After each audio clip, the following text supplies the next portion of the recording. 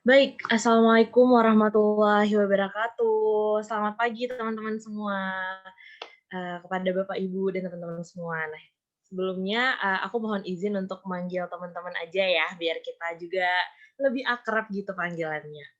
ada pepatah tak kenal maka tak sayang. Jadi kenalan dulu, salam kenal semuanya. Kenalin, nama aku Syifa Lukiana, biasa dipanggil Syifa dari tim partnership Kaizen Room. Sebelumnya aku mau bilang selamat datang di acara Kaizen Talk kali ini, spesial Hari Ibu. Terima kasih buat teman-teman yang udah menyempatkan waktunya buat datang pada acara Kaizen Talk hari ini. Semoga kita semua bisa mendapatkan manfaat dan semoga kita semua bisa sedikit mengenang tentang apa sih sebenarnya peran sosok ibu di dalam hidup kita. Oke. Sebelumnya buat teman-teman mungkin ada yang tahu, yang udah tahu dan mungkin juga ada yang belum tahu sebenarnya Kaizen Room itu apa sih? Jadi Kaizen itu berasal dari dua kata, yaitu Kai yang artinya perubahan dan Zen yang artinya baik. Jadi Kaizen Room adalah sebuah lembaga pelatihan soft skill yang berfokus pada continuous improvement pada bidang komunikasi, bisnis, dan pengembangan diri. Dengan slogan siap kerja dan siap usaha, kami ingin mengajak lebih banyak generasi Y dan generasi Z untuk lebih siap menghadapi berbagai perubahan dan tantangan di masa mendatang. Oh iya, sebelum acaranya dimulai, aku ingin menyampaikan beberapa tata tertib dulu yang harus teman-teman patuhi nih di acara kita hari ini. Yang pertama, peserta diharapkan bisa mengikuti kegiatan dari awal hingga akhir untuk bisa menerima e-sertifikat dan hands-out modul dari sesi ini. Yang pastinya keren-keren banget dan materinya sangat bermanfaat juga. Nah, nanti di akhir kita akan memberikan sebuah link G-Form yang harus diisi agar teman-teman semua bisa mendapatkan e-sertifikat dan hands-out modulnya. Yang kedua, peserta dipersilakan untuk open video selama kegiatan berlangsung, namun tetap harus off mic sebelum dipersilakan kalau ingin bertanya nanti. Nah, yang ketiga, peserta juga dilarang melakukan presentasi dan mute pembicara saat kegiatan berlangsung. Dan yang terakhir, peserta yang ingin mengajukan pertanyaan dapat menulis di kolom komentar dengan format nama _pertanyaan. Nanti pertanyaan teman-teman akan dijawabkan oleh speaker-speaker kita hari ini, pembicara kita yang nggak kalah keren. Ada Mbak Tati, Mbak Rina, dan Mbak Cynthia nih. Kayaknya udah pada nggak sabar ya. Aku mau nyapa dulu deh pembicara kita hari ini. Halo Mbak Tati, apa kabar? Selamat pagi. Halo, selamat pagi semuanya. Salam sehat selalu. Perkenalkan, saya Tati Apriliana dari Kampung Aridatu. Nanti kita ngobrol bareng ya selama lebih kurang 1,5 jam ke depan. Selamat Hari Perempuan, selamat Hari Ibu untuk semua perempuan yang ada di forum ini. Iya, kayaknya juga banyak para ibu maupun calon ibu ya kali ini, di acara kali ini. Terima kasih teman-teman dan selamat Hari Ibu juga. Kalau boleh flashback dikit nih, ibu tuh pasti bermakna banget ya buat kita semua. Ibu adalah orang pertama yang menjadi teman dan pelindung dalam kehidupan seorang anak. Terus juga ibu tuh selalu memberikan kasih sayangnya tanpa batas untuk anak-anaknya. Terus ibu juga lah yang menjadi guru dan panutan pertama dalam kehidupan seorang anak. Wah, ibu ini sangat luar biasa ya. Jadi buat teman-teman kita perempuan-perempuan yang ada di sini, kita harus bangga karena kita itu merupakan anugerah dan merupakan sebuah sumber kekuatan bagi orang-orang di sekitar kita. Oke, mungkin aku lanjut aja ke speaker selanjutnya. Ada Mbak Rina. Halo Teh Rina. Halo, Apa kabarnya Teh? Baik ya? Alhamdulillah sehat.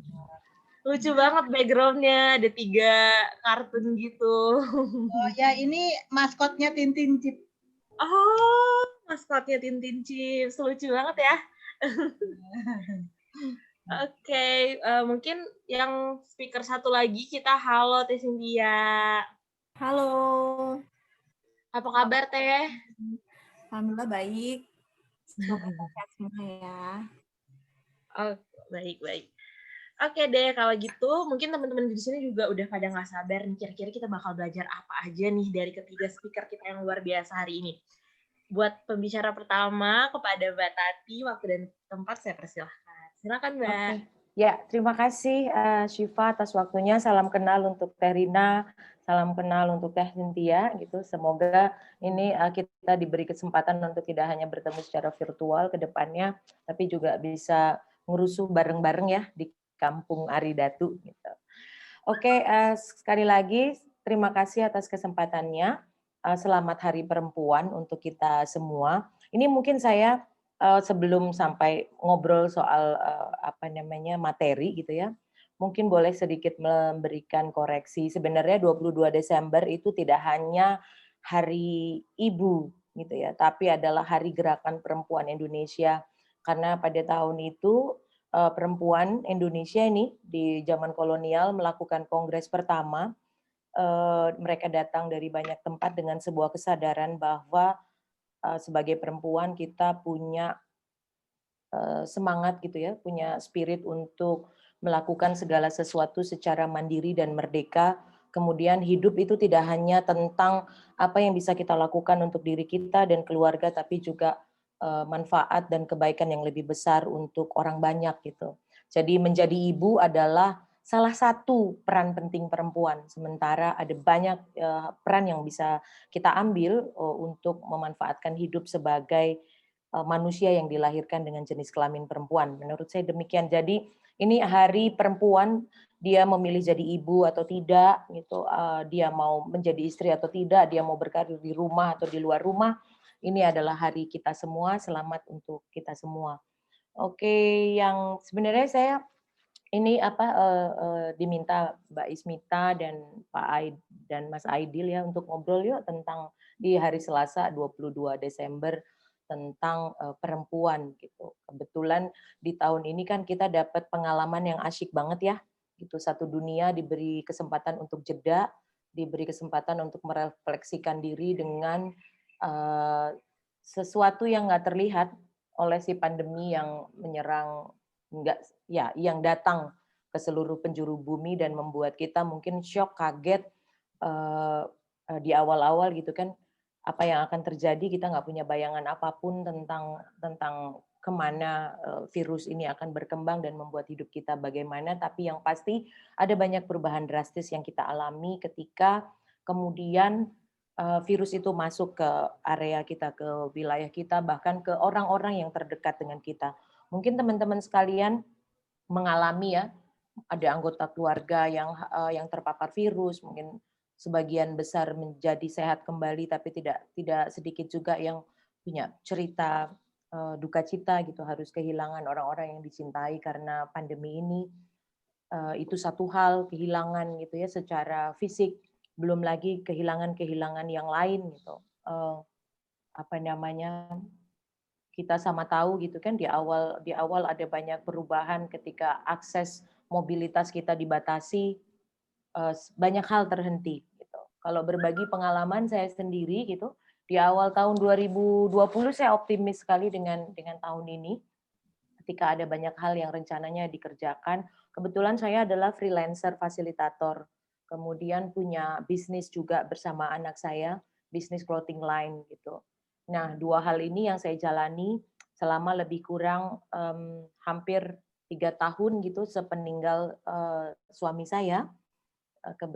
Bukan kebetulan beliau diminta pulang oleh si pemberi hidup pada 2017 di Februari. Nah, sejak itu saya dan anak-anak kemudian meredirection hidup kami gitu kan, yang biasanya bersama ayah dan suami yang penuh tanggung jawab, menanggung jawabi sepenuh kehidupan kami, kemudian situasinya berubah. Nah, kebetulan dalam puji Tuhan alhamdulillah dalam 3 tahun perjalanan ada banyak hal baik yang kami bisa lakukan, dan pada 2020 nih saya optimis banget gitu menghadapi 2020 dengan banyak rencana. Sebagai freelancer sudah senang nih, wah di Maret saya akan sign kontrak A, B, C gitu ya. Gitu. Terus untuk bisnis sudah bikin planning A, B, C gitu. Tapi begitu Maret kita PSBB, semua terus kemudian orang panik ya, kemudian beberapa partner bilang, Mbak kayaknya kita harus rescheduling pekerjaan, terus ada yang Mbak kayaknya kontraknya belum bisa kita laksanakan tahun ini walaupun sudah ada kesepakatan gitu. Wah, kaget dong ya di awal gitu, kaget. So what I have to do gitu untuk menghadapi 2020 yang serba nggak pasti ini. Gitu. Di satu sisi kita sendiri khawatir gitu dengan keselamatan fisik. Di sisi lain juga kita khawatir dengan kelangsungan masa depan. Bisnis kayak gimana, pekerjaan kayak gimana gitu. Di 2 minggu awal itu saya stres. Saya stres karena kebetulan berada dalam satu grup yang kemudian berjibaku nyiapin APD, cari masker segala macam gitu ya. Kita gotong royong itu nyiapin bansos segala macam itu akhirnya sampai anak saya bilang begini, "Ibu, bisakah kamu membuat jadwal untuk melihat handphone? Karena kelihatannya kamu sudah sangat tertekan." Itu anak saya bilang begitu. Saya punya 5 orang anak, sebenarnya 6, satu di surga bersama ayahnya, 5 bersama saya. Akhirnya saya putuskan, oh ya anak-anak benar. Jadi saya jadwalin nih lihat handphone cuma di waktu-waktu tertentu supaya nggak stres. Kemudian apa yang saya lakukan? Pertama, cluttering. Pertama ini karena kita belum tahu mau ngapain, saya cluttering. Cluttering semua barang-barang di rumah dikeluar-keluarin gitu. Yang kedua, saya berkebun. Kebetulan saya punya halaman. Saya punya halaman cukup luas, nyangkul sendiri, nanam cabai banyak. Sampai kemudian teman saya bilang, kita bisnis sambal yuk. Di bulan Maret kita PSBB, April saya kemudian redirection karena saya senang pedas, kemudian bikin produk produk sambal botolan, dan puji Tuhan sampai sekarang masih berjalan baik. Lalu saya di bulan akhir Maret mulai berkebun, Mei mulai bingung, ini tanaman sebanyak ini mau saya apain gitu ya. Bayam banyak, kangkung banyak, cabai banyak, gitu udah mulai bertumbuh. Akhirnya anak saya ide, "Ibu, bagaimana kalau kita kan saya biasa memang menanam tanaman yang kami makan sendiri, tapi jumlahnya tidak banyak. Begitu jumlahnya cukup besar, mau diapain bagi tetangga, ya nggak akan sebanyak itu karena tetangga saya nggak banyak gitu di tempat tinggal saya, tempat saya tinggal. Kemudian kami punya ide untuk menjadikan kebiasaan kami memindahkan apa yang dari kebun ke atas meja makan ke dalam bentuk restoran. Akhirnya ketika jadi pandemi ini jadi berkah buat kami. Pertama di April kita buka bisnis sambal, lalu kita bersiap untuk memindahkan hasil kebun ke meja makan gitu ya. Kemudian tidak hanya itu, karena kebetulan saya punya bisnis clothing line, punya makerspace di rumah yang selama bulan Maret sampai bulan Juli itu mati suri. Untungnya kami tidak harus memberhentikan 2 orang penjahit yang bekerja bersama kami gitu, karena otomatis pesanan menurun, penjualan juga drop banget gitu kan. Tapi kami sama-sama bertahan, berusaha sedapat mungkin untuk ya ayo ini kita hadepin bareng-bareng, susah bareng-bareng, seneng juga bareng-bareng gitu. Akhirnya alhamdulillah di bulan Agustus kita redirection hidup yang semula saya keliling kemana-mana untuk bekerja, akhirnya kita membuat arah baru. Mari kita memulai hidup dari rumah saja. Jadi cita-cita dulu kala bersama mendiang suami saya untuk punya rumah yang menghidupi rumah, itu kita coba redirection di sini. Saya boleh minta dibantu host untuk share saya nggak sih? Slide saya, boleh nggak sih? Boleh sebentar ya. Boleh, mungkin boleh sambil bisa dibantu. Akhirnya ini tadi di bulan Agustus kami benar-benar kemudian memutar arah hidup, memulai segala sesuatunya di rumah gitu. Setelah memulai bisnis sambal pada bulan April, kemudian membuka kedai, membuka restoran pada bulan Agustus, sekaligus meredirection makerspace, area workshop yang kami punya untuk kemudian dibuka kepada publik. Kita kemudian ngajak kolaborasi beberapa teman yang punya clothing brand juga untuk menaruh barangnya di toko bersama. Jadi kita punya collective store, punya ruang pamer gitu ya, punya ruang kerja bersama yang bisa digunakan bersama-sama. Nah, akhirnya berkah pandemi itu lahirlah Kampung Aridatu. Gitu. Kampung Aridatu itu apa? Ini sebenarnya area tempat kami tinggal di daerah Bumi Serpong Damai, tapi di area kampungnya, bukan di klaster atau di area komplek. Ini benar-benar kita dikelilingi kampung gitu ya, kampung di tengah kota, kebetulan dekat sekali dengan BSD, hanya sepelemparan batu, tapi kalau teman-teman bisa hadir ke sini, ini teman-teman akan dapatkan suasana kampung di sini. Oke, boleh next slide. Kampung Aridatu itu apa? Jadi Kampung Aridatu itu adalah tempat bertumbuh bersama, di mana spiritnya adalah kemandirian keluarga dan kemandirian sosial gitu kita bersama. Oke, untuk slide selanjutnya. Nah, Kampung Aridatu adalah ruang atau ekosistem di slide kedua dulu, Mbak. Tadi belum. Ini ruang ekosistem kreatif yang produktif yang dibuat untuk menumbuhkan merek lokal yang independen dan bertanggung jawab serta berkelanjutan. Jadi di dalamnya tadi ada macam-macam kegiatan, ada produk sambal, ada fashion, ada ruang jahit, ada kolektif store, toko bersama, ada restoran, kemudian ada sudut kopi, dan lain-lainnya. Juga ada kesempatan untuk kalau ada yang mau residensi di sini, kita juga bisa menyediakan. Selanjutnya, next slide. Nah, ini ada apa aja di Kampung Aridatu? Di Kampung Aridatu ada Kampung Mode, itu sebenarnya kayak collective store, toko bareng dengan beberapa brand lokal, punya anakku yang kebetulan fashion designer dan beberapa teman yang lain. Kemudian kita punya dari kebun ke meja, itu ada restoran di mana materi yang disajikan itu kita bisa pertanggungjawabkan asal-usulnya. Sebagian besarnya itu dihasilkan di kebun kita sendiri, sementara sebagian yang lain itu kita dapatkan materialnya, bahan bakunya itu dari teman-teman UMKM juga. Kemudian kita punya kebun sunyi di tengah. Itu tadi yang saya cerita, saya nyangkul, saya nanam-nanam sendiri, sampai kemudian heran ini, habis ini mau diapain ya, gitu materi sebanyak ini. Akhirnya kita buka kedai dari kebun ke meja.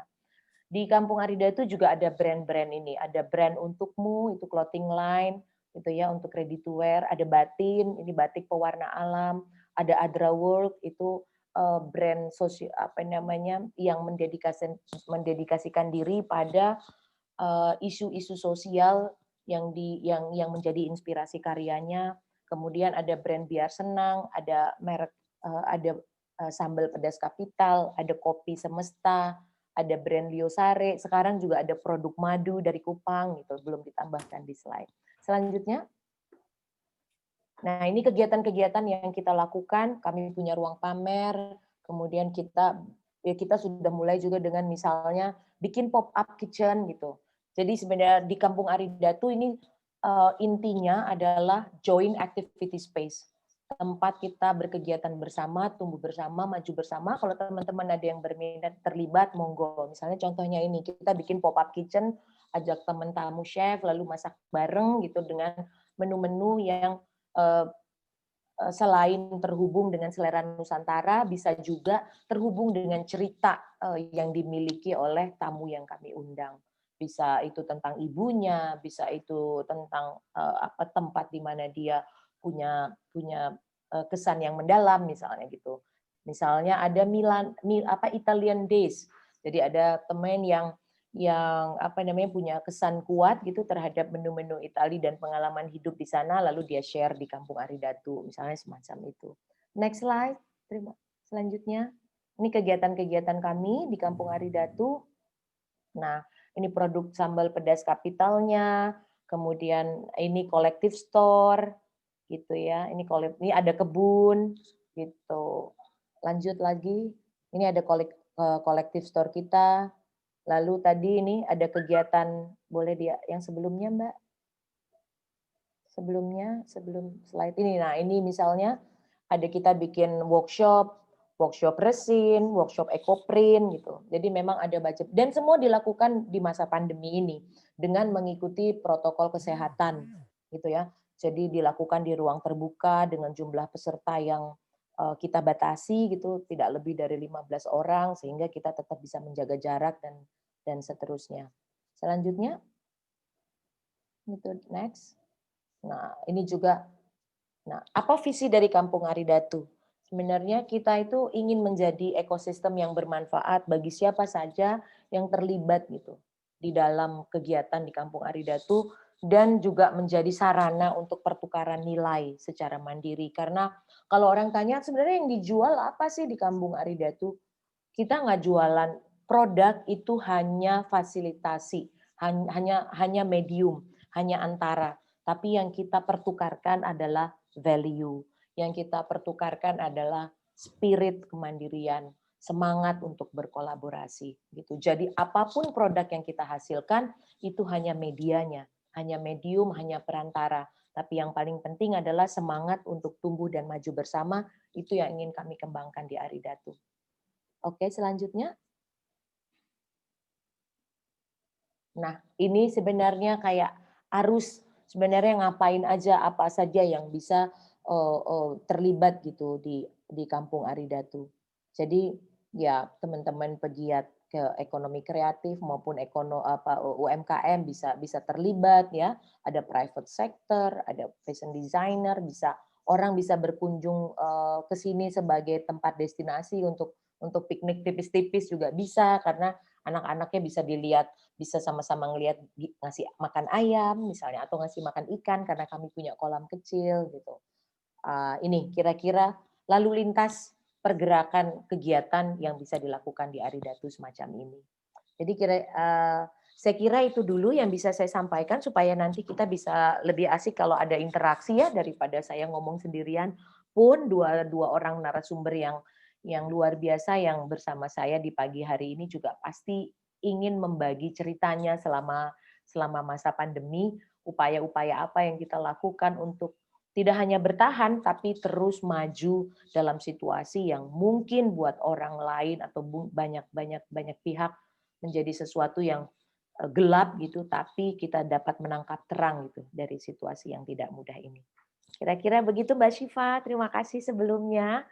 Ya, monggo nanti. Terima kasih banyak Mbak Tati udah Sama-sama. sharing-sharing nih sama kita semua tentang Kampung Aridatu ya. Menarik banget, Ya. aku suka banget sih konsepnya.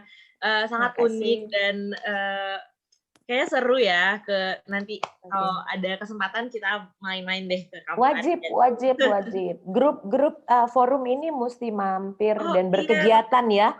Mesti bikin rusuh, mesti bikin perkara di Aridatu. Ngapain aja boleh kok gitu. Siap.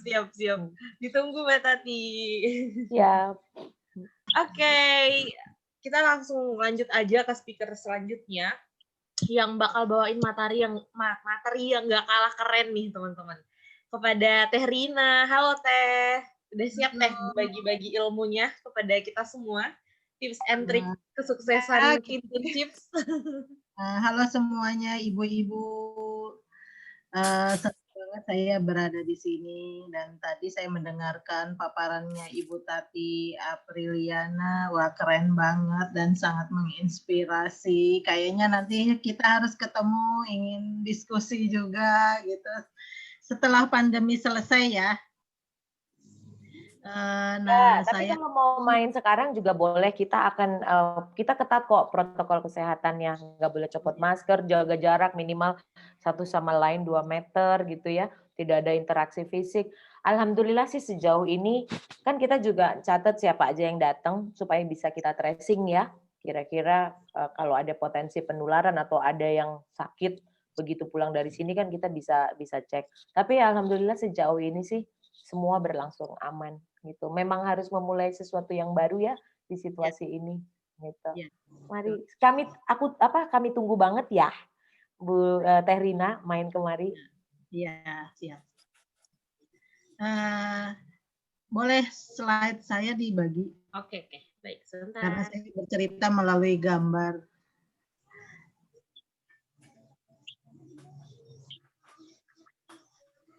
Nah, ini teman-teman, Tintin Chips itu berasal dari nama ibu saya. Dan pada tanggal 22 Desember 2014 kami berdiri dan hari ini berulang tahun yang ke-6 tahun. Gitu. Nama dari ibu saya, Ibu Tintin. Nah, kenapa nama ibu itu? Karena semua tahu ya kalau ibu itu doanya doa yang sangat kencang, full, berani. Itu merepresentasikan tentang doa ibu. Kemudian ke produknya tuh pertama kami dalam bentuk kaleng. Yang kaleng itu produk yang pertama. Namanya tin-tin itu jadi berhubungan dengan kaleng, yaitu kaleng itu kan tin ya, terus kuenya juga tipis, tin juga gitu. Kemudian tin itu adalah nilai yang baik, angka 10 untuk bahasa Belanda, dan tin itu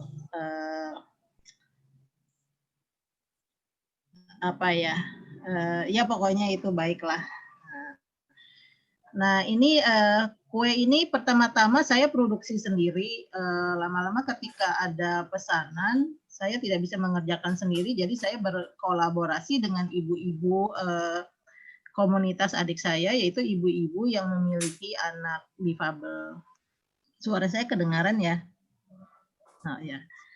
Yang memiliki anak difabel itu sekarang mencapai 40 orang, 10 di antara ibu-ibu itu bekerja dengan kami. Nah, untuk saat pandemi ini sayangnya kami tidak bisa mempekerjakan ibu-ibu ini karena terlalu riskan ya. Mereka kan harus menjaga anaknya dan melindungi anaknya dari virus, apalagi sekarang udah bertambah parah kan situasinya. Jadi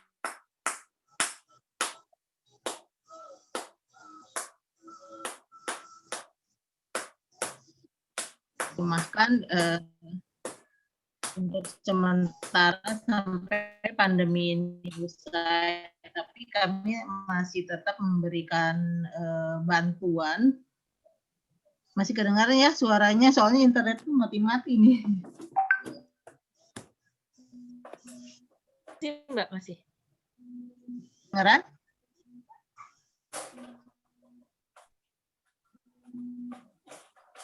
Halo, Tarina. Oh, selamat siang. Iya, udah masuk. Udah masih kedengaran ya suaranya ya? Iya, masih. Jadi saya lanjutkan lagi webinar ini, tunggu ya, ada telepon masuk. Nah, untuk sementara kami istirahatkan di rumah, tapi karena sesuai dengan janji kami masih tetap memberikan bantuan untuk ala kadarnya biaya terapi, karena sebenarnya di kegiatan produksi ini keuntungannya itu 50%-nya sebagiannya itu disumbangkan untuk biaya terapi dan biaya keorganisasiannya. Karena kan mereka setiap bulan berkumpul, bertemu dengan sesama ibu-ibu lainnya, ada program parenting, ada pengajian, gitu, penguatan juga kepada mereka. Nah, untuk saat ini ya kami sementara tidak bisa mempekerjakan, akhirnya ya produksi kami kerjakan oleh anggota keluarga gitu. Nah, ketemu dengan COVID-19 ini membuat kami agak kaget, dan sebenarnya kita merasa bingung gitu, deg-degan pertamanya, tuh gimana ini ya gitu. Kayaknya ini bakalan lama, tapi alhamdulillah penjualan lama-lama bisa bangkit kembali walaupun tidak seperti sebelumnya gitu. Nah, pas menjelang bulan puasa kami juga mendapat pesanan yang lumayan kewalahan juga sih. Karena dikerjakan oleh anggota keluarga sendiri. Tetapi alhamdulillah kami jadi masih bisa tetap berbagi dengan ibu-ibu gitu. Kemudian di pertengahan pandemi, karena produk kami adalah produk-produk cemilan ya, jadi mungkin kurang penjualannya. Akhirnya kami switch penjualan dengan mengeluarkan produk yang makanan berat, itu main course, yaitu arem-arem. Yang arem-arem ini lumayan menolong kami di tengah pandemi ini. Setelah puasa selesai, nah saat sekarang juga kami masih produksi itu. Untungnya hari ini juga untuk persiapan Natal dan Tahun Baru kami udah masuk beberapa orderan arem-arem. Nah, untuk yang kue yang dalam kaleng itu juga ada masuk ya, alhamdulillah semua juga rezeki udah diatur gitu ya. Nah, selain itu kegiatannya saya jadi banyak sharing dengan beberapa komunitas, dipanggil untuk bisa bicara di depan ibu-ibu juga yang semuanya ibu-ibu lah gitu. Saya sampai pernah juga ke Balongan oleh Pertamina Balongan untuk berbagi sharing, mungkin membagi cerita bagaimana memulai bisnis ini gitu.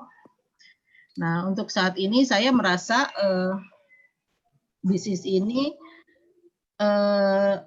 saya udah mulai merasa kok jadinya bosen gitu, stuck gitu ya. Kayaknya saya harus menginvestasikan waktu untuk ngambil kursus yang berbayar di samping yang webinar-webinar yang gratisan online kan bertebaran di mana-mana. Tapi saya kayaknya harus mengupgrade karena kan semua model penjualan saat ini kayaknya udah berubah banyak ya. Ini slide-nya dipindahin aja, di next saja. Sudah berubah banyak, artinya saya harus mengupgrade pengetahuan dan saya masuk ke kelas mentoring untuk bisnis di akhir tahun ini. Saya harus banyak belajar karena menurut saya kemampuan saya sangat kurang gitu. Kami menghadapi ini kan, kita menghadapi penjualan secara online dan go digital gitu. Kalau cuman sampai ada di marketplace ya itu udah diatur, udah teratur ya. Tapi untuk hal yang lainnya kami harus mengenal seperti men-scale up usaha. Men-scale up usaha itu kayaknya perlu dorongan dan perlu mentor gitu ya. Itu sih. Akhirnya saya kok jadi gugup ini. Nah, ini suaranya kok menurut saya kecil ya? Enggak ya? Udah kedengaran kok. Oh, kedengaran. Ya karena hening mungkinnya jadi suara saya doang. Nah, perjalanan bisnis saya itu ini kalau lihat di slide ya, mungkin saya beruntung ya. Beruntung karena dulu masuk kelas Woman Wheel dan Gapura Digital. Nah, pengenalan secara digital mulai dari sini. Saya diperkenalkan oleh Google gitu karena saya sering masuk kelas berkali-kali. Mereka melihat saya sering masuk kelas jadi mencolok gitu ya. Akhirnya saya dipanggil oleh Google diwawancara tentang apa saja gitu ya, tentang bisnis kami. Dan akhirnya saya bisa sampai oleh Google di feature di Google Business, mungkin ibu-ibu yang lain udah pernah tahu gitu ya. Kemudian di acara Woman Wheel 2018 gitu. Beruntungnya lagi saya dapat dibuatkan video di YouTube Google maju rame-rame oleh Google gitu. Nah, ini tuh jadi membantu setengah PR branding saya gitu ya. Tetapi yang lainnya saya kayaknya masih kurang pengetahuan. Mau nggak mau saya jadi mengambil course yang diawasin oleh mentor yang cukup galak kayaknya gitu. Saya nggak bisa mengandalkan saat ini pengetahuan yang ada gitu.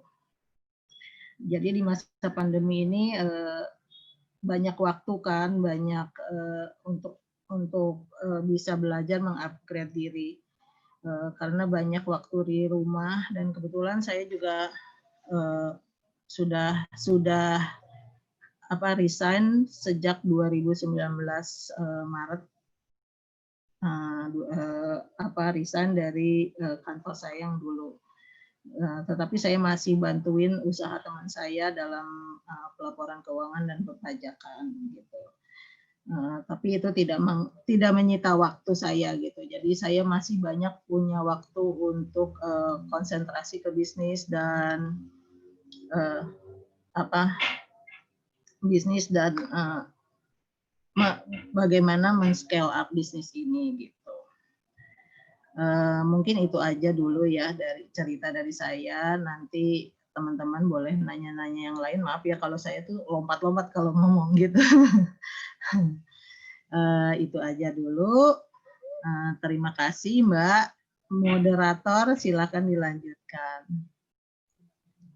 Oke, baik. Terima kasih Teh Rina atas pemaparannya. Oh, keren banget ya Teh Rina juga semangat untuk berwirausahanya hebat banget sih, sampai selalu datang ke kelas-kelasnya Google untuk mencari dan menggali ilmu terus-menerus biar bisnisnya makin berkembang ya Teh. Iya. Boleh nih, boleh banget nih dicontoh buat teman-teman yang lain yang mungkin baru mulai merintis usahanya. Semangat Teh Rina ini bener-bener aku sampai yang kayak wow, keren banget Teh Rina. Terima kasih ya Teh Rina udah sharing-sharing sama teman-teman hari ini. Nah, kita next ke pembicara selanjutnya, pembicara kita Teh Kian yang juga super keren, mom influencer, nomor 1 women's ini ya, Mama's Choice gitu. Oke, Teh. Apa kabar, Teh? Halo semuanya. Assalamualaikum warahmatullahi wabarakatuh. Sebelumnya suara saya aman, Mbak? Aman. Suaranya aman? Oke, siap. Karena ini online-nya lewat ponsel sih, jadi mungkin agak kurang ini ya suaranya. Sebelumnya salam kenal semuanya. Nama saya Cynthia Andrini. Biasa dipanggil Tian biar lebih mudah aja dan lebih akrab gitu ya. Sebelumnya saya pengen bilang terima kasih dulu ke Kezen udah ngajak kita nih 3 ibu-ibu untuk sharing di sini, dan juga saya pengen mengucapkan terima kasih dan mengutarakan rasa senang saya karena bisa satu forum, satu webinar bersama dengan Mbak Tati dan juga Teh Rina. Kalau sebelumnya saya cuma ngelihat profil-profil mereka, cerita-cerita mereka dari sosial media gitu. Terus Tintin Chips juga aku ngikutin Instagramnya Tintin Chips, cuman sampai saat ini belum pernah nyoba gitu. Cuman ngelihat dari semangat Teh Rina, kebetulan Kampung Aridatu juga letaknya tidak terlalu jauh dari rumah, dan kapan-kapan nanti akan pengen mampir ke sana ya. Baru tahu juga kalau ada Kampung Aridatu di daerah Tangerang Selatan. Nanti kemungkinan akan ada banyak sekali nih inspirasi yang ditemukan hari ini, ketemu dengan ibu-ibu hebat lainnya. Terima kasih. Nah, saya di sini sebenarnya bisa dibilang mungkin yang paling ini ya, yang baru memulai gitu usaha, karena sebenarnya kalau berbicara seputar bisnis, saya tidak ahli di bidang bisnis gitu. Kebetulan saya sebenarnya adalah sosial media spesialis, jadi lebih ke gimana caranya nih untuk mengelola sosial media, karena memang menghandle beberapa brand juga, mulai dari UMKM ya sampai dengan brand multinasional. Jadi kalau ngomong tentang bisnis, justru sebenarnya saya yang pengen belajar nih dari teman-teman lainnya gitu seputar bisnis. Tapi karena di sini kita istilahnya sharing aja ya, saling berbagi cerita. Mungkin saya pengen cerita mengenai lebih ke peran sebagai ibu dan juga sebagai perempuan gitu. Kalau sedikit curhat nih, sedikit curhat di awal-awal waktu pertama menjadi ibu, saya tuh rasanya kayak bingung gitu ya. Karena pertama kondisinya jauh dari orang tua, hanya berdua bersama suami juga. Terus kayak benar-benar kayak clueless gitu jadi ibu. Padahal sebelumnya saya ada perempuan pekerja gitu kan, bekerja kantoran. Tapi begitu menjadi ibu otomatis kan banyak hal yang harus berubah, kita harus beradaptasi lagi, dan itu adalah momen di mana saya sempat ngerasa, kayaknya ini deh, kayaknya nggak kuat, kayaknya apa ya, saya ngerasa setelah saya udah harus stay di rumah, harus memang memutuskan sendiri setelah diskusi dengan pasangan bahwa akhirnya saya udah nggak bekerja lagi gitu kan, udah nggak bekerja kantoran, akhirnya memutuskan untuk full time di rumah. Tapi rasanya tuh kayak saya masih ingin melakukan sesuatu hal, saya masih pengen berdaya, pengen berkarya gitu. Jadi di awal-awal tahun sebagai ibu sempat mengalami mungkin yang kalau teman-teman sering dengar istilahnya postpartum depression. Saya sempat mengalami gejala seperti itu. Ini suara saya aman kan ya Mbak? Karena saya ngerasa ada kayak gaung gitu. Aman kok. Oke, aman. Nah, jadi pada waktu awal-awal itu akhirnya mulailah timbul, masa sih harus begini-begini terus gitu, harus kayak ngerasa nggak berguna, ngerasa nggak berdaya, ngerasa bahwa mimpi-mimpinya nggak mungkin tercapai lagi setelah menikah dan menjadi ibu. Akhirnya setelah konsultasi dengan tenaga ahli juga, terus komunikasi dengan pasangan, dan juga dukungan dari keluarga, mulai deh tuh ketika anak sudah lepas ASI ya. Anak sudah selesai ASI, saya akhirnya mulai kembali lagi menulis, karena memang passion saya itu sebenarnya adalah menulis. Passionnya juga menulis, selain profesinya sebagai sosial media spesialis, tapi passionnya tuh menulis.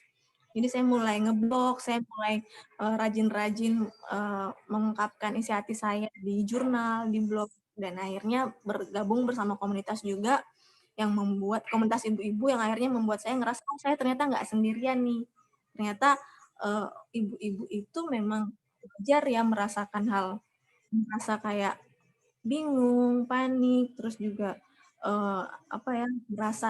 merasa terkucilkan gitu, sempat ada perasaan yang seperti itu karena teman-teman lainnya masih punya pekerjaan, terus udah punya jabatan yang cukup lumayan di tempat kerjanya. Nah, akhirnya mulailah dari situ perjalanan saya dimulai, perjalanan saya bersama dengan komunitas, dan ternyata yang benar-benar ngebantu untuk grow up, ngebantu untuk tumbuh selain dari keluarga juga adalah peran dan support system dari komunitas ibu-ibu. Akhirnya di tahun 2019 saya menginisiasi sebuah komunitas, atau saya lebih suka menyebutnya support system, yaitu Mom Influencer ID.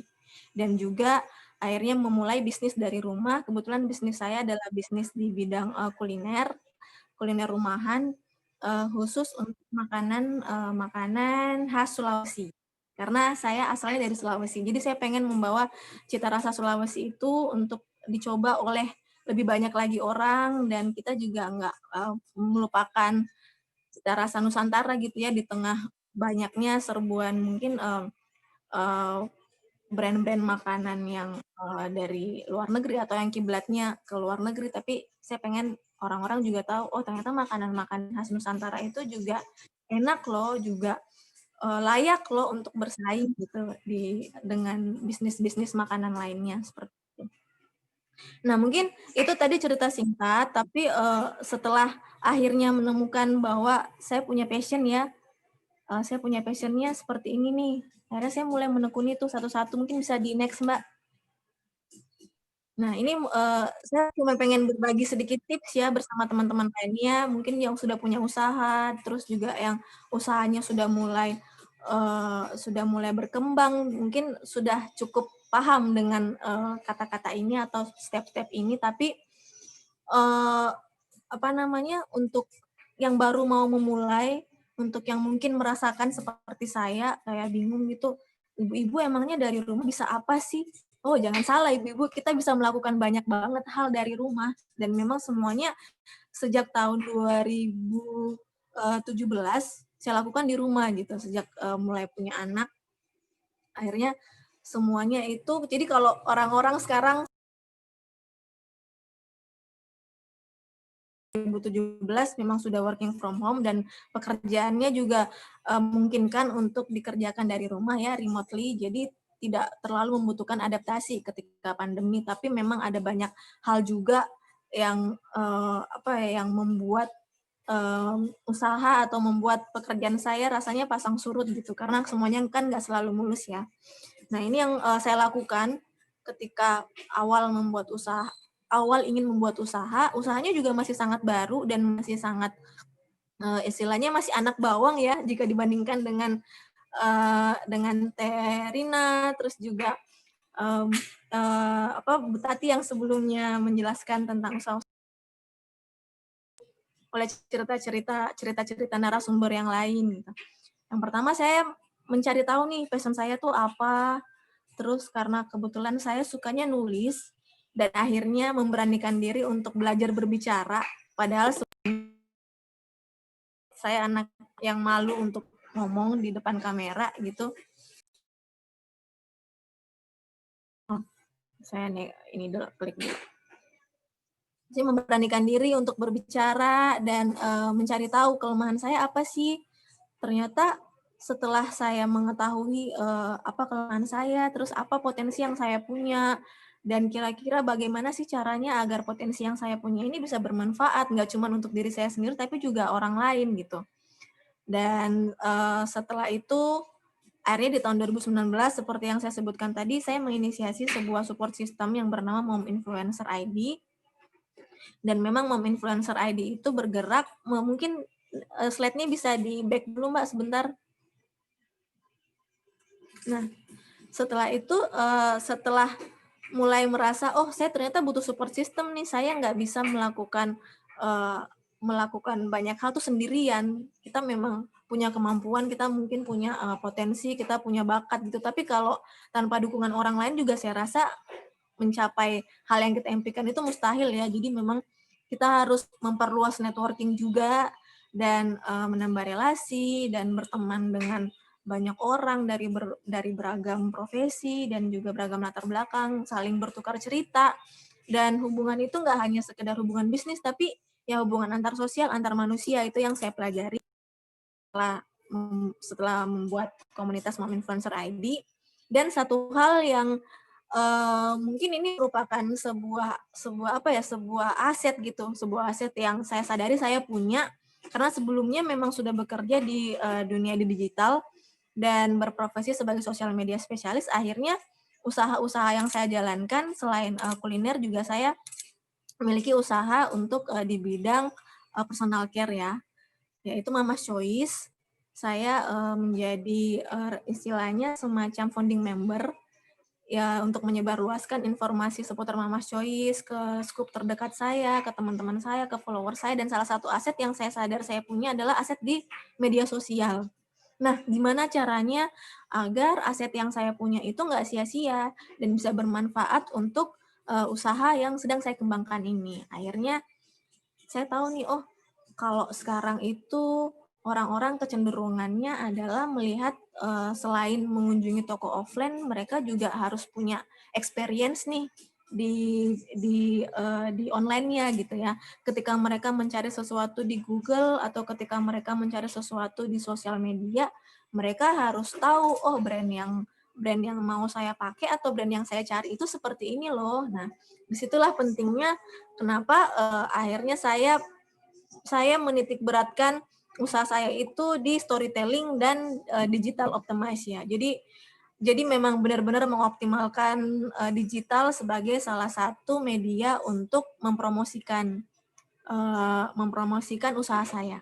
Seperti itu. Boleh di next Mbak slide-nya.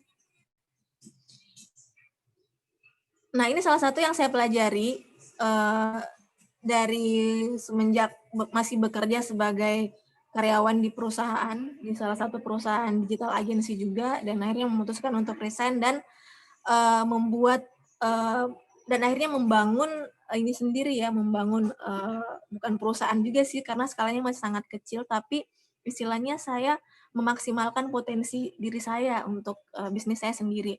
Akhirnya saya sadar bahwa digital itu peluangnya sangat besar karena pertama kita hanya membutuhkan modal yang bisa dibilang tidak terlalu banyak ya untuk mulai berpromosi di digital platform gitu. Salah satunya adalah menggunakan Facebook Business. Nah, di sini kalau teman-teman ngelihat ini adalah tampilan dari Facebook Business. Nanti mungkin bisa diklik di www.business.facebook.com, nanti akan muncul. Jadi selain kita memiliki profil Facebook untuk personal, untuk diri kita sendiri, kita berbagi cerita, kita berbagi foto, kita berbagi status, dan juga mengetahui kabar dari teman-teman atau orang lain gitu. Nah, kita juga ternyata bisa nih untuk memaksimalkan Facebook sebagai alat untuk mempromosikan bisnis gitu di Facebook Business ini. Ini salah satu contoh adalah foto saya menggunakan produk Mama's Choice. Jadi Mama's Choice ini adalah produk personal care yang memang dibuat khusus untuk ibu dan anak gitu ya. Yang bahannya memang bahan-bahan alami dan tidak berbahaya karena semangatnya adalah untuk memberikan experience yang membuat ibu merasa aman, merasa tenang, dan memang sudah teruji secara laboratorium. Ada suara apa? Mohon maaf. Sudah teruji bahwa bahan-bahannya itu tidak berbahaya untuk ibu maupun janin. Jadi segmennya memang untuk ibu menyusui dan ibu yang sedang hamil gitu ya. Nah, ini juga awalnya karena saya menggunakan produk Mama's Choice ini dan saya ngerasa, oh ini memang benar-benar produk yang saya cari gitu. Jadi saya membuat gimana caranya agar sesuatu yang saya jual atau yang saya promosikan itu kesannya tidak hard selling tapi soft selling. Nah, itu saya menggunakan kekuatan storytelling juga menggunakan Facebook Business ini salah satunya ya. Salah satu kekuatannya yaitu di digital. Jadi kalau di Instagram saya lebih sering bercerita tentang, oh saat ini saya sedang memakai produk ini, terus pengalaman saya menggunakan produk ini tuh seperti ini. Jadi seperti review ya, karena memang membagikan pengalaman yang saya rasakan. Nah, dari situ kemudian mulailah dioptimalkan menggunakan Facebook Business. Jadi kalau teman-teman nanti sudah masuk ke Facebook Business dan sudah terkoneksi dengan akun Instagram bisnis juga, nanti postingan Instagram teman-teman bisa dipromosikan dan bisa menjangkau lebih banyak orang. Seperti itu. Jadi contohnya kalau di gambar ini saya sedang mempromosikan pencuci muka dari Mama's Choice, produk Mama's Choice, dan itu sudah dilihat oleh dan itu sudah menjangkau 2.243 orang hanya dengan biaya sekian ribu. Jadi kalau di Facebook Business itu konversinya juga langsung ke rupiah ya teman-teman ya. Jadi kita nggak perlu repot-repot karena dia juga sistem pembayarannya sudah sangat banyak pilihannya, bisa melalui transfer bank. Jadi ini bisa diaplikasikan oleh teman-teman yang juga baru memulai bisnis dan modalnya juga masih sedikit, maksudnya masih belum ada investor atau tidak memiliki modal yang sangat banyak. Nah, maksimalkanlah digital platform seperti ini atau Facebook Business ini untuk menjangkau lebih banyak orang. Nah, itu salah satu yang saya lakukan, dan selain itu selanjutnya Mbak boleh di next. Nah, karena saya memiliki teman-teman atau memiliki support system gitu ya di Mom Influencer ID, saya juga sering membagikan apa yang saya, misalnya saat ini saya sedang mencoba produk Mama's Choice. Nah, saya bagikan ke teman-teman nih, ini untuk ibu-ibu yang sedang hamil dan sedang mencari produk yang aman, mungkin bisa dicoba review di aku sih seperti ini. Nah, seperti itu. Kalau mungkin teman-teman biasanya ngelihat postingan-postingan di Instagram, ada yang disebut influencer, ada yang disebut buzzer. Nah, hal-hal seperti itu juga bisa membantu untuk memposting atau membangun awareness produk yang teman-teman jual atau yang teman-teman rintis gitu kan, usaha yang teman-teman rintis. Nah, akhirnya di Mom Influencer Indonesia ini bergabunglah ibu-ibu yang memang juga memiliki ketertarikan di bidang digital dan juga konten kreatif gitu. Jadi kita belajar nih bersama-sama gimana sih caranya membuat konten kreatif. Terus mencari tahu nih seluk-beluk sosial media itu seperti apa. Terus kita kalau ngambil foto yang bagus tuh kayak gimana sih untuk konten. Terus caranya untuk menyusun caption dan menyusun narasi yang kira-kira menarik agar orang-orang mau memfollow dan akhirnya bisa terkonversi sebagai sales gitu ya, sebagai penjualan itu kayak apa sih? Nah, kita belajar bareng-bareng nih di sini di Mom Influencer ID. Mungkin boleh di next, Mbak. Boleh. Nah, ini beberapa kegiatannya. Jadi memang segmennya ini adalah ibu-ibu ya, ibu-ibu usia mulai dari 25 sampai usia 45 tahun saat ini, tapi kalau memang usianya di atas itu juga masih sangat boleh bergabung. Kita belajar bareng-bareng, selain belajar seputar digital, kita juga sering, sebelum pandemi ya, kita juga rutin mengadakan meet up, mengadakan event-event kegiatan yang sifatnya itu membangun bonding, ya, membangun ikatan antar membernya, antar ibu-ibu. Jadi ibu-ibu nggak ngerasa sendirian nih.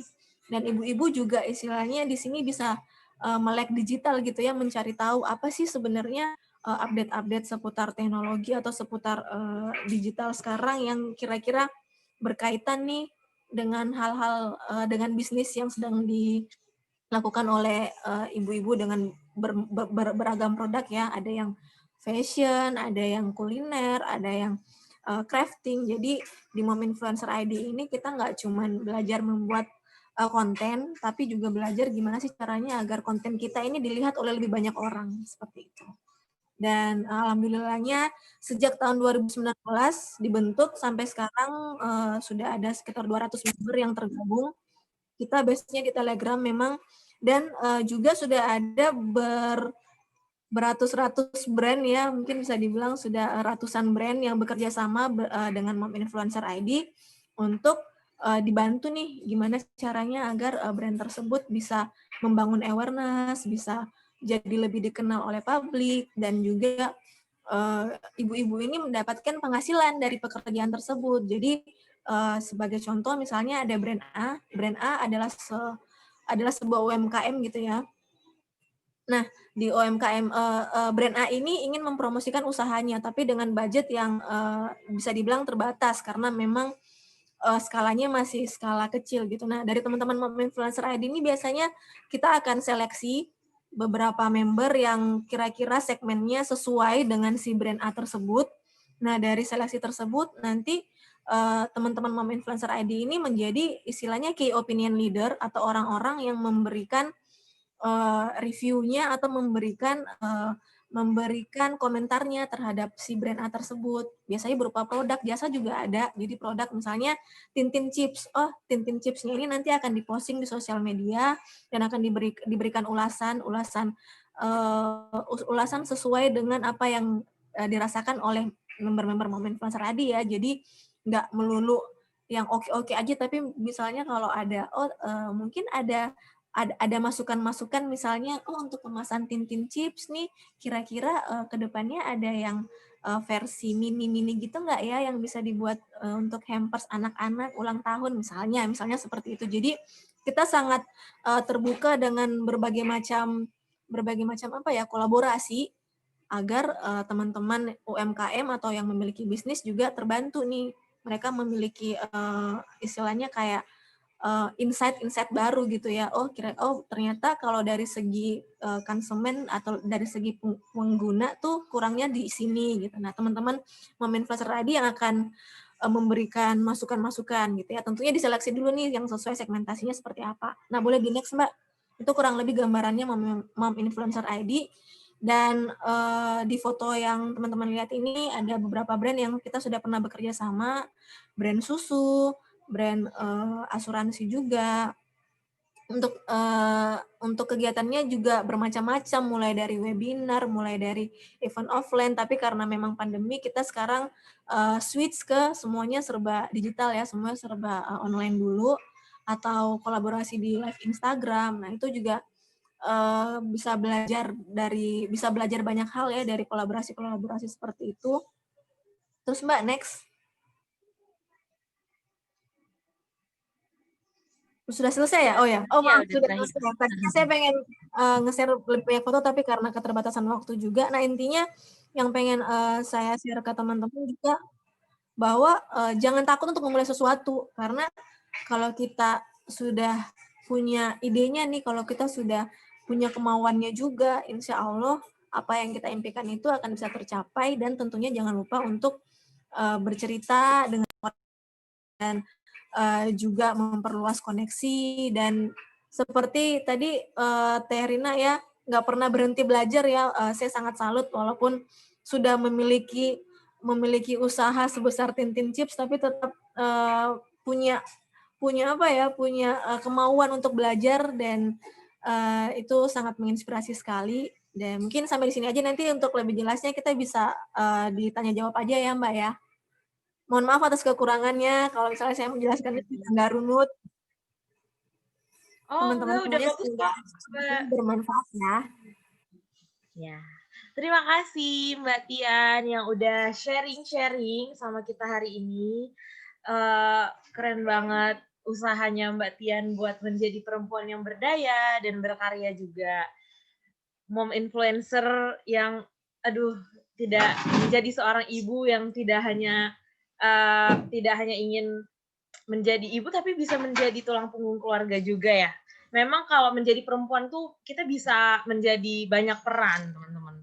Begitulah hebatnya seorang perempuan. Jadi kita harus bangga terlahir sebagai perempuan. Nah, mungkin sebelum lanjut ke sesi sharing session nih, teman-teman juga bisa nanya-nanya nih di kolom chat tadi. Bentar kita lihat dulu apakah, aku stop share dulu ya. Untuk pertanyaan ya, buat pertanyaan teman-teman boleh banget nih dicantumkan di kolom komentar biar nanti dijawab sama pembicara-pembicara kita hari ini. Boleh nanya ke siapa aja, ke Mbak Tian, Mbak Tati, maupun Mbak Rina. Mungkin sambil nunggu pertanyaan dari teman-teman nih, kita putar satu video dulu dari teman-teman Kaizen Room tentang Hari Ibu dan sedikit kata-kata tentang gimana sih ibu itu di mata kita. Oke, sebentar ya.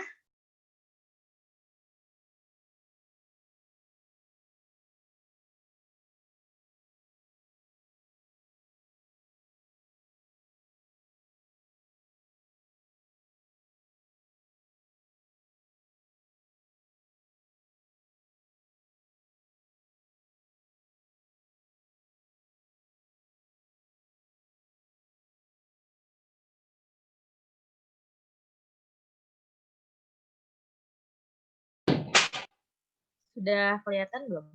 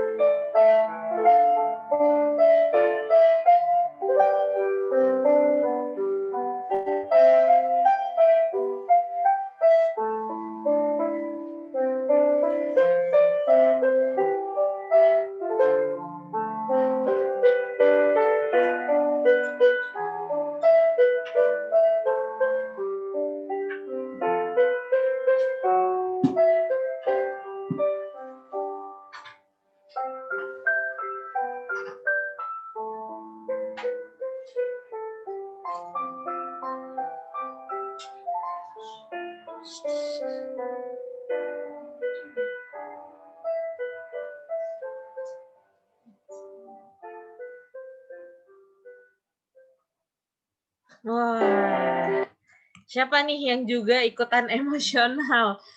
Kalau aku sendiri sih agak sentimental ya membahas tentang orang tua, khususnya ibu, soalnya mengingat jasa-jasa beliau yang luar biasa. Rasanya pengen bilang makasih aja tuh pengen nangis gitu.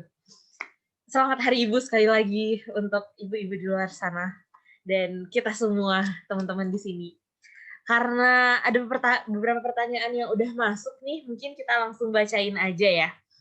Yang pertama ada dari Teresia Indrian. Untuk Mbak Cynthia, saya sudah punya Facebook bisnis, tapi baru beberapa bulan, jadi belum beberapa mengerti. Saya mau nanya, untuk menjangkau lebih banyak harus berbayar. Apakah memang benar bisa bermanfaat, dan kalau harus bayar lewat mana ya? Oke, buat Mbak Cynthia, silakan. Ini langsung aku jawab ya Mbak ya. Iya, Mbak. Ya, boleh. Silakan. Jadi terima kasih atas pertanyaannya. Kita tadi berbicara tentang Facebook bisnis ya. Jadi kalau Facebook bisnis memang sangat teknikal gitu. Ada beberapa parameter yang misalnya kita harus paham nih. Tapi tips paling utama itu adalah kita harus menyesuaikan kontennya dulu nih. Nah kalau yang kita tahu seperti biasa kalau misalnya konten di sosial media itu yang lebih menarik itu berupa image ya atau berupa gambar, berupa foto. Jadi sebisa mungkin untuk menjangkau lebih banyak penonton itu untuk konten huruf itu porsinya lebih sedikit daripada konten foto. Jadi misalnya kalau mau mempromosikan flyernya, komposisi flyernya itu 80% foto dan 20%-nya huruf. Nah, itu salah satu tipsnya. Ada banyak banget lagi sih, Mbak, tips-tips yang lain, tapi itu kita lebih enaknya kalau sambil buka si Facebook bisnisnya ini, karena istilah-istilahnya juga cukup rumit ya, dan teman-teman juga biar bisa langsung mengaplikasikannya. Tapi kalau memang kita berbicara soal konversinya dari angka-angka yang muncul setelah kita bayar, terus engagement-nya, terus impression-nya, dan dikonversikan ke sales, mungkin memang tidak terlalu signifikan untuk orang yang membeli produk saya nih ada berapa orang ya, setelah dilihat oleh 3.000 yang beli ada berapa ya, mungkin hanya 1% atau bahkan hanya sekian orang yang membeli, tapi dengan mempromosikan usaha kita di sosial media itu kita juga sedang membangun awareness, kita sedang membangun branding, dan itu saya rasa bisa disisihkan dari budget usaha kita gitu. Jadi kita memang menyisihkan budget untuk promosi ya istilahnya ya. Nah itu untuk si Facebook bisnis ini, dan untuk biayanya itu bisa kita atur sendiri sesuai budget kita. Jadi misalnya harga yang terendah itu kalau nggak salah 20.000 itu sudah bisa menjangkau sampai berapa ribu orang ya, itu juga disesuaikan lagi karena kita bisa menentukan oh yang melihat iklan saya ini orang yang domisilinya di mana sih, usianya berapa sih, terus mereka ketertarikan atau interestnya di mana aja sih. Nah itu semua kita bisa atur. Jadi lebih ke kita sendiri yang mengatur iklan kita sih Mbak, kurang lebih seperti itu. Semoga jawabannya membantu ya. Oke, saya mau nanya dulu mungkin yang tadi saya bergerak di bidang interior design. Jadi memang gambar saya gambarnya gitu. Jadi sekarang karena udah freelance dari rumah, jadi harus mempromosikan gambar-gambar saya gitu. Itu kira-kira bagaimana? Kalau interior design bisa selain mempromosikan gambar sekarang itu karena kan social movement ya Mbak ya. Mbak juga bisa lebih banyak membagikan tips-tips dan tidak terlalu hard selling juga di kontennya atau di akun Instagramnya misalnya ya. Jadi sekarang tuh kan orang lebih suka membaca sesuatu yang sifatnya informatif ya, nggak hanya sekedar oh belilah produk ini atau misalnya kayak promo buy two get one atau misalnya spesial diskon hari ibu, tapi ada value-value atau ada konten-konten yang memang dia shareable, clickable gitu. Nah konten-konten seperti itulah yang bisa menjangkau lebih banyak orang. Jadi kalau misalnya bergerak di tadi Mbak di desain interior mungkin kayak tips-tips mengakali rumah dengan lahan terbatas, misalnya seperti itu. Sekarang kan banyak banget tuh yang sharing-sharing tips-tips berbentuk microblog juga ya, berupa blog tapi diadaptasi ke Instagram. Jadi informasinya lebih padat tapi jelas gitu.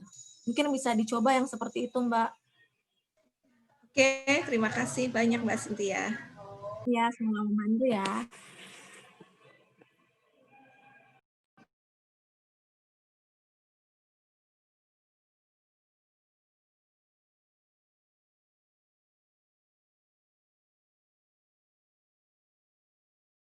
Masih ada lagi pertanyaannya, Mbak Siva? Mbak Sivanya mana ya?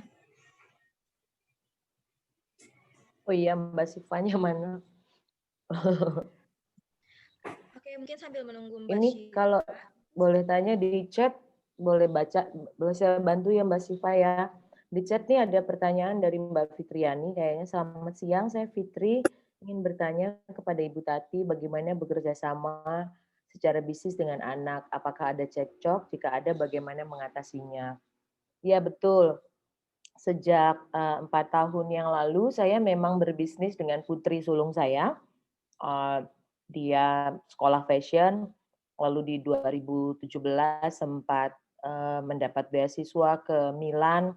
Nah, justru ketika dia di Milan, saya dipaksa untuk belajar menangani produksi gitu. Karena kan saya nggak punya background fashion.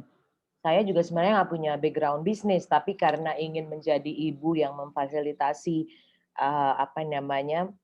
cita-cita anaknya gitu, karena dia nggak mau bekerja bersama orang lain, nggak mau bekerja untuk orang lain dan mau running bisnis sendiri. Saya bilang sama dia, oke, kita lakukan, tapi kita mulai dengan apa yang kita punya. Jadi bukan berdasarkan kondisi ideal. Jadi saya mampunya waktu itu membelikan 2 mesin jahit, 1 mesin jahit dan 1 mesin obras, lalu ada 1 penjahit, ya kita mulai gitu. Jadi kami mulai, dia mulai dengan mendesain, memproduksi, lalu kami pameran dari mall ke mall, kemudian menggunakan platform online lewat Instagram gitu. Dan jadi memang tidak seindah yang ditampilkan di media sosial ya, karena kayaknya wah keren ya punya brand sendiri. Jangan salah gitu, kita mengangkut-ngangkut sendiri gitu ya waktu itu. Kalau pameran gitu ya saya nyetir sendiri gitu untuk sampai ke Citos, sampai ke kota Casablanca, angkut-angkut prong sendiri, tata-tata sendiri gitu. Karena kan namanya baru mulai, nggak mungkin dong semuanya langsung hire orang gitu ya. Sekaligus juga saya mau bersama-sama gitu belajar bersama anak bahwa ya segala sesuatu itu harus dimulai dari apa yang kita miliki, apa yang kita bisa gitu, bukan semata kondisi ideal yang seharusnya tersedia. Jadi justru menyenangkan sih, ada yang ya banyak hal yang menyenangkan berbisnis dengan anak itu. Kalau buat saya sih lebih banyak yang menyenangkan karena agak curang gitu kan, tidak ada jam kerja. Jadi kita bisa bekerja kapan saja, di mana saja. Misalnya nih ya, kita lagi lagi ada kerjasama dengan pihak ketiga. Terus kita udah tahu kirim penawaran gitu. Terus ada koreksi dari sana. Nah, kalau sama orang lain kan mesti nunggu besok ya gitu. Mesti nunggu besok, nunggu jam kerja segala macam. Kalau sama dia tinggal ngelongok ke kamarnya terus bilang, "Anak baik, kayaknya ada yang mesti ada koreksi nih dari proposal kita kemarin A, B, C, D, E." Atau kalau misalnya anytime, itu enaknya gitu. Kalau saya sih lebih banyak enaknya sih sebenarnya. Apakah menimbulkan cekcok? Iya, pasti gitu. Ada banyak hal yang karena bagaimanapun kan dia adalah partner bisnis kita yang mempunyai rencana, pemikiran, kemudian jalan berpikir sendiri lah ya, yang tidak selalu inline, tidak selalu sepaham gitu dengan apa yang dipikirkan atau direncanakan oleh ibunya. Tapi sejauh ini sih kayaknya kita nggak sampai cekcok yang gimana-gimana banget gitu ya. Segala sesuatu karena kami memang membiasakan diri untuk mengkomunikasikan segala hal meskipun tidak enak dengan cara yang baik gitu. Apakah pernah saling misalnya nih ya, apakah pernah bertengkar? Tentu iya gitu, tentu. Tapi persoalannya bukan soal pada pertengkarannya, tapi bagaimana kami menyelesaikan pertengkaran itu gitu. Kita tidak bisa menghindari perbedaan pendapat, tidak bisa menghindari adu argumentasi gitu ya. Karena kan dia juga pasti punya dasar pemikiran atas argumen yang dia ingin sampaikan. Kalau dia punya rencana ABC, tentu dia punya reasoningnya gitu. Nah, bertengkar bagi kami itu tidak apa-apa, yang penting tidak bersikap kasar gitu dan diselesaikan gitu. Jadi ada pertengkaran, ada penyelesaian. Karena dari proses itu kemudian masing-masing pihak belajar. Ibu belajar dari cara berpikir anaknya, anak belajar juga dari apa-apa yang difikirkan atau dialami gitu oleh ibunya. Alhamdulillahnya sih memang sedari kecil saya memberi keleluasaan pada anak-anak gitu untuk berani menyatakan pendapat. Sehingga ketika di usia sekarang gitu, kebetulan saya menikah muda, saya menikah usia 21 tahun, 22 saya udah punya anak. usia 34 masih punya anak.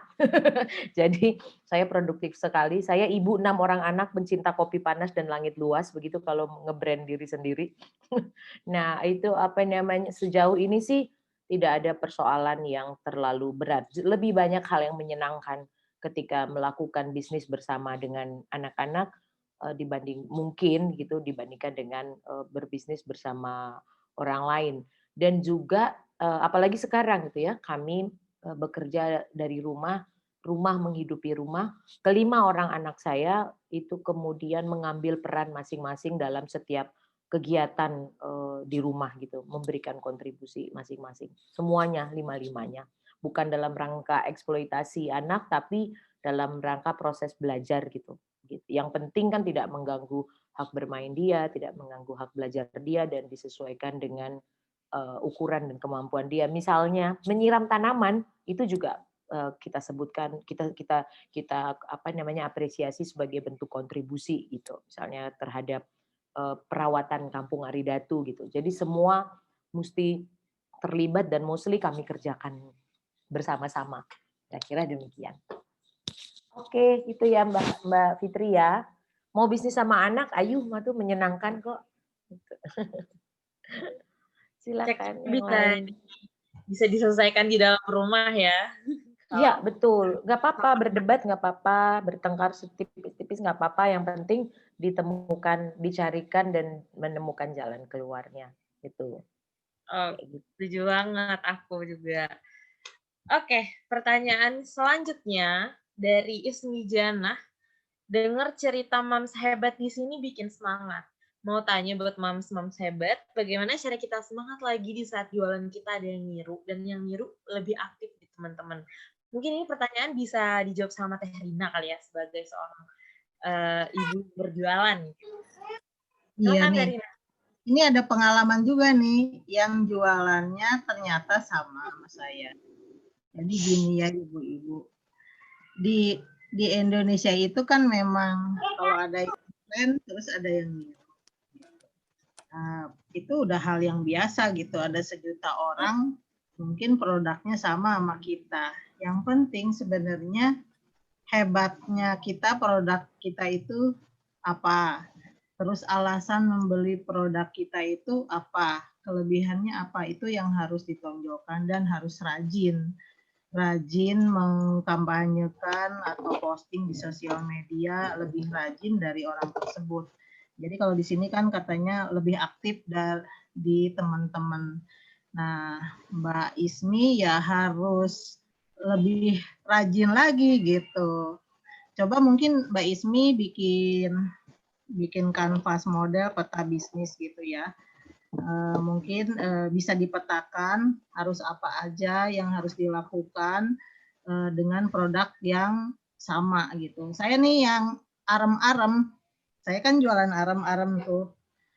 Itu tiba-tiba ada yang nulis status bahwa produknya katanya ditiru oleh orang yang udah hebat, udah terkenal. Saya sebenarnya merasa nggak hebat gitu ya. Cuman ada yang cerita ke saya, kayaknya dia baper tuh Teh gitu. Waduh, padahal tuh ada 1 juta orang yang bikin arem-arem, benar nggak? Di pasar juga banyak gitu. Cuman kan kita harus punya pembeda, harus lebih berani. Ya kayak Tintin Chip yang produk pertama itu yang Benar. tipis itu juga kan pertamanya di Surabaya ya. Terus saya meniru. Saya tahu kalau saya tuh meniru. Artinya saya harus mempunyai pembeda dari produk yang sudah ada gitu. Dengan produk yang sudah ada gitu. Nah, alhamdulillah sampai sekarang bertahan ya. Mungkin saya kelebihannya adalah di packaging, terus dikerjakan oleh ibu-ibu. Jadi ada story-nya yang memang bisa lebih menonjol gitu. Jadi ibu jangan sedih, ibu harus punya nilai lebihnya dari teman ibu itu, gitu. Udah itu aja. Oke. Emang kalau persaingan dan peniru tuh memang ada di mana-mana ya. Kalau sekarang tuh namanya ATM, amati tiru modifikasi. Jadi sebenarnya nggak apa-apa banget, cuman kita harus menentukan strategi-strateginya. Benar, Teh Rina? Iya, betul. Gitu. Oke, kita lanjut lagi. Ada pertanyaan lagi untuk Mbak Cynthia ya. Kembali lagi untuk Mbak Cynthia dari Endang Yuliasi. Bagaimana caranya menentukan tipe audiens target? Boleh, silakan dijawab, Mbak. Oh, mungkin Mbak Cynthia lagi Nggak apa-apa, Kak. telepon. Nggak apa-apa. Oke. Oke, tadi bagaimana caranya menentukan target audiens ya, Mbak ya? Iya. Ya, betul. Jadi kalau di Facebook teman-teman bisa skim. Kalau yang paling sederhana itu bisa lihat Instagram. Instagram ada tombol promote. Nah, nanti di tombol promote-nya itu teman-teman bisa atur target audiensnya tuh kayak gimana, perempuan kah, laki-laki kah, sesuai dengan produk atau brand yang ingin dipromosikan gitu ya. Jadi misalnya kalau kayak tadi mungkin yang desain interior berarti segmennya adalah laki-laki maupun perempuan, bisa-bisa aja kan dua-duanya. Terus usianya mungkin kalau yang membutuhkan jasa seperti itu di usia berapa sih? Taruhlah di usia, ketika mereka sudah mulai punya pendapatan yang stabil gitu ya, punya income yang cukup untuk mulai membangun rumah misalnya atau renovasi gitu, berarti mungkin di usia sekitar 25 tahun ke atas atau 30 tahun ke atas. Nah, nanti kita bisa atur usianya segitu, terus habis itu interest-nya di mana. Nah, interest-nya berarti yang berkaitan dengan interior, terus desain, terus arsitektur, bangunan, kayak gitu-gitu itu juga bisa diatur. Jadi semuanya itu ada pengaturannya di Facebook bisnis. Kalau teman-teman mungkin masuk Facebook bisnis itu masih terlalu banyak ini ya, masih sangat-sangat cukup rumit istilah-istilahnya. Kita memang harus ngulik satu-satu, tapi akan lebih mudah jika dimulai dari Instagram. Kalau Instagramnya udah bisnis, diganti akunnya dari personal ke bisnis, nanti akan muncul tombol promote. Nah, teman-teman bisa mulai klik itu dan bisa mulai belajar kulik-kulik dari situ. Terima kasih. Baik, terima kasih Teh Rina. Semoga menjawab ya teman-teman. Nah, sambil nunggu pertanyaan masuk lagi, aku juga punya beberapa pertanyaan nih untuk ketiga narasumber kita pada hari ini. Kira-kira nih buat Teh Rina, Mbak Tati, Mbak Tian, kira-kira apa sih yang membuat para moms-moms di sini tuh bertahan sampai saat ini, dan apa harapannya ke depan untuk perempuan dan ibu-ibu di Indonesia? Mungkin boleh di-sharing sedikit mulai dari Mbak Tati kali ya. Maaf Mbak, mungkin masih di mute. Apa yang membuat bertahan? Pertama, saya dibesarkan di keluarga Muslim. Kemudian saya sangat terpengaruh pada sebuah ayat bahwa Tuhan katakan manusia itu kan diciptakan untuk jadi khalifah gitu di muka bumi. Tapi saya tidak memaknainya sebagai orang yang harus berkuasa atau menguasai orang lain ya. Saya memaknainya pesan ayat ini dengan cara bahwa setiap manusia itu dilahirkan di muka bumi untuk memberi manfaat gitu kepada orang lain. Jadi itu jadi pegangan hidup bahwa bagaimana caranya setiap laku, setiap tindakan yang dibuat itu tidak hanya tentang apa yang bisa memberi manfaat pada diri sendiri, tapi apa yang bisa memberi manfaat pada orang lain. Itu yang pertama. Yang kedua, sebagai ibu, saya selalu anak itu kan bukan milik kita. Ini bukan semata seperti apa yang Rumi ataupun penyair siapapun katakan ya, tapi mereka lahir itu bukan atas kehendak mereka sendiri. Gitu. Sayalah dan pasangan yang memutuskan gitu ya atas perkenan Tuhan yang memutuskan bahwa mereka bisa hadir gitu kan di muka bumi ini gitu. Kita yang memberikan mereka tantangan hidup gitu tanpa minta persetujuan gitu sama mereka, sehingga sebagai ibu saya merasa saya punya komitmen sepanjang hidup saya untuk bisa menjadikan mereka sebagai manusia yang mandiri dan bertanggung jawab. Itu saya sih nggak punya cita-cita. Saya tidak pernah minta anak saya membayar balik gitu dengan bahasa kamu mesti berbakti lah segala macam tuh sama sekali enggak gitu. Tapi saya minta mereka menjadi manusia merdeka yang mandiri dan bertanggung jawab pada dirinya. Karena ketika mereka bertanggung jawab pada dirinya, dengan sendirinya mereka akan bertanggung jawab gitu pada lingkungan di sekitar mereka, minimal dengan tidak memberi kerepotan gitu pada orang lain. Jadi sebenarnya dua hal itu sih yang membuat saya terus bertahan untuk menjalani hidup dalam situasi apapun gitu. Pertama, untuk bisa terus memberi manfaat gitu pada sekitar. Yang kedua, komitmen sebagai ibu. Itu yang ingin saya jalankan sampai mereka benar-benar bisa jadi manusia yang merdeka, mandiri dan bertanggung jawab. Gitu Mbak Syifa. Wah, menarik sekali cerita Mbak Tati sebagai moms yang sangat dekat dengan anaknya. Terima kasih. Terharu deh. Oke, mungkin kita dengar juga kira-kira pendapat dari Teh Rina kali. Gimana Teh?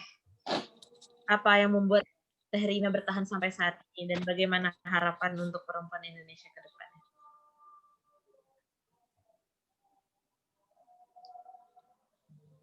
Teh Rina masih di mute. Masih di mute? Ya. Oke, saya jawab. Yang membuat saya bertahan itu adalah banyak faktornya. Saya menaruh nama ibu saya, kemudian perjuangan ibu-ibu yang bekerja dengan kita menemani bisnis ini. Selain itu saya udah resign dari kantor yang saya terakhir di kantor terakhir itu udah 17 tahun. Artinya saya mengandalkan pendapatan dari sini. Maksudnya untuk biaya hidup dari sini juga gitu ya. Jadi saya berpikir 1000 kali kalau mesti mundur. Artinya saya harus bertahan. Nah, selama kurun waktu 6 tahun tuh sampai sekarang itu ujiannya banyak, dramanya juga banyak, halangannya juga banyak, rugi pasti ada, itu udah biasa gitu. Nggak ada usaha yang selalu untung, tapi kan dari situ saya belajar. Nah, walaupun dukanya lebih banyak dari sukanya, tapi ketika mendapat kebahagiaan, itu tuh rasanya hilang aja, lupa aja gitu ya. Itu yang sebenarnya bisa mengobati ya, seperti kayak gini ya, kesempatan yang tidak pernah orang lain dapatkan. Saya diajak sama Google untuk menjadi feature-nya di Google My Business, diajak di acara-acaranya, produknya dibeli. Itu udah buat saya itu menjadi hadiah yang tiada ternilai dibanding duka-duka saya merasa udah aja lupa gitu. Sebenarnya kalau dihitung-hitung, aduh, ya ini benar-benar deh perjuangannya gitu. Ya, tapi dengan begitu kita jadi berbahagia. Untuk bertahan ini udah katanya kan 5 tahun pertama itu ujiannya lumayan. Nah ini kan tahun ke-6, artinya saya mau menginjak 5 tahun kedua, walaupun setahun baru lebihnya. Artinya saya, ya itu tadi saya pernah bilang, saya harus mengupgrade diri dan melihat situasi bisnis saya harus dibawa kemana gitu. Saya kayaknya udah nggak boleh mundur karena mendengarkan para mentor-mentor itu memang mentornya backgroundnya pengusaha ya, mereka juga udah jatuh bangunnya udah berkali-kali gitu. Jadi ya udah deh, itu maksudnya kita tuh udah right on the track gitu sih. Udah itu aja. Wah, makasih Teh Rina pendapatnya. Bener banget. Kasih sayang Teh Rina untuk ibunya ini udah kelihatan sekali ya dari nama Tintin Chips yang diadaptasi dari nama ibunya Teh Rina sendiri. Semoga doa ibunya Teh Rina selalu menyertai di setiap langkahnya Teh Rina. Oke, terakhir kita dengar dari Mbak Cynthia. Boleh Mbak, silakan. Oke, kalau saya yang terus menjadi pemacu gitu ya, yang membuat saya tetap bertahan, tetap ingin maksimal di ranah ini adalah pertama karena ibu itu adalah role model anak. Seperti tadi juga udah disampaikan sama Mbak Tati, bahwa kita itu dititipin anak gitu. Nah, aku juga ngerasa bahwa anak aku ini juga akan meniru apapun yang aku lakukan. Jadi kalau aku melakukan sesuatu hal yang istilahnya yang kalau aku melakukan sesuatu hal yang buruk juga nanti akan ditiru. Jadi untuk memberikan contoh terbaik kepada anak adalah ya kita melakukan hal tersebut dulu gitu agar bisa memberikan manfaat ke orang lain, dan juga harapannya saya percaya setiap ibu-ibu itu spesial, setiap ibu itu hebat, setiap ibu itu ideal. Sesuai dengan tagline dari Mom Influencer ID adalah every mom is a supermom. Dan saya pengen semangat itu dirasakan oleh semua ibu-ibu, nggak cuma ibu-ibu yang ada di kota besar aja, tapi juga ibu-ibu yang ada di seluruh Indonesia gitu ya. Harapannya semuanya memiliki akses yang sama terhadap informasi, memiliki kesempatan yang sama untuk maju, dan juga punya peluang yang sama untuk berdaya dan berkarya. Ya, aku percaya itu, dan harapannya nanti semoga Mom Influencer ID juga bisa menjangkau lebih luas lagi. Dan kalau pandemi sudah selesai, cita-cita saya adalah berkunjung ke berbagai kota dan ngobrol bersama ibu-ibu juga untuk mencari tahu nih kira-kira apa yang bisa saya secara pribadi maupun Influencer ID secara komunitas bisa membantu gitu ya untuk kedepannya. Harapannya sih itu. Dan ya itu tadi, every mom is a super mom. Spirit itu sih Mbak yang membuat aku bertahan dan membuat aku ingin bermimpi lebih besar lagi. Menarik banget ya, every woman is super mom. Setuju banget sih, dan every woman is a superwoman tuh. Jadi ibu itu panggilan untuk kita semua, perempuan secara umum, nggak perlu punya anak dulu buat dipanggil ibu. Karena hari ibu itu ya untuk kita semua perempuan di Indonesia dengan atau tanpa rahim. Hari ibu itu rasanya semangatnya progresif ya teman-teman. Sejarahnya aja tanggal 22 sampai 25 Desember diadain Kongres Perempuan nih, di mana para perempuan bergantian berpidato di atas podium, lalu menyatakan sikap menolak poligami, juga menuntut pendidikan bagi perempuan. Nah, jadi menurut aku sendiri Hari Ibu tuh tidak hanya bersejarah. Suaranya masuk gak ya? Masuk. Macet ya jaringan? Oh, masuk. Oke. Jadi ya, Hari Ibu ini lahir sebagai bentuk apresiasi kita bagi ibu dan perempuan Indonesia yang berdaya, yang juga berkarya di mana-mana, yang juga baik di dalam rumah ataupun di luar rumah. Selamat berbahagia teman-teman semua dengan semua pilihannya. Selamat berdaya dan semoga akan terus berdaya. Kita udah sampai di penghujung acara nih. Maaf banget, rasanya pengen lanjut beberapa jam lagi, tapi mohon maaf sekali karena terbatasnya waktu yang kita punya. Aku mau terima kasih yang banyak dan sebesar-besarnya untuk ketiga pembicara kita ya, pengalamannya, pengetahuan suaranya sendiri, tumbuh dengan pengalamannya sendiri, dan kita juga butuh untuk menyuarakannya seperti ketiga narasumber kita hari ini. Scream your story out loud and let people know about it. Oke, itu dia akhir dari acara kita pada siang hari ini. Terima kasih juga buat teman-teman yang udah menyempatkan waktunya untuk mendengar sedikit sharing session kita hari ini. Semoga ilmunya bisa bermanfaat bagi kita semua, dan tentu semoga kita tetap bisa memberikan dampak perubahan yang baik untuk perempuan-perempuan di Indonesia dan untuk bisnis-bisnis atau karir apapun yang sedang dijalani oleh teman-teman. Mohon maaf sekali nih karena waktu kita sudah habis. Dan buat teman-teman tapi jangan khawatir karena Kaizen Room akan menyediakan banyak lagi Kaizen Talk ke depannya. Jadi jangan lupa untuk ikut komunitas kita di Telegram, join komunitas Telegram, lalu juga bisa follow Instagram kita, dan juga teman-teman nih bisa mengisi absensi melalui bit.ly/absensi hari ibu.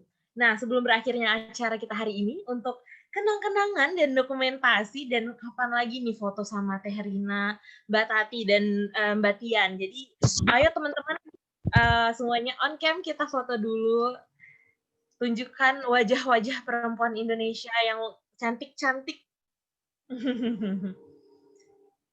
Wah, udah mulai banyak yang on cam nih. Yang cowok-cowok juga boleh on cam ya.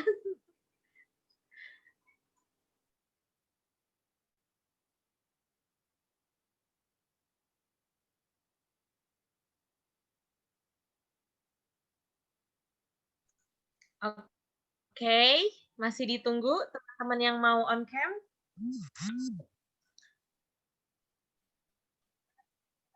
Open videonya.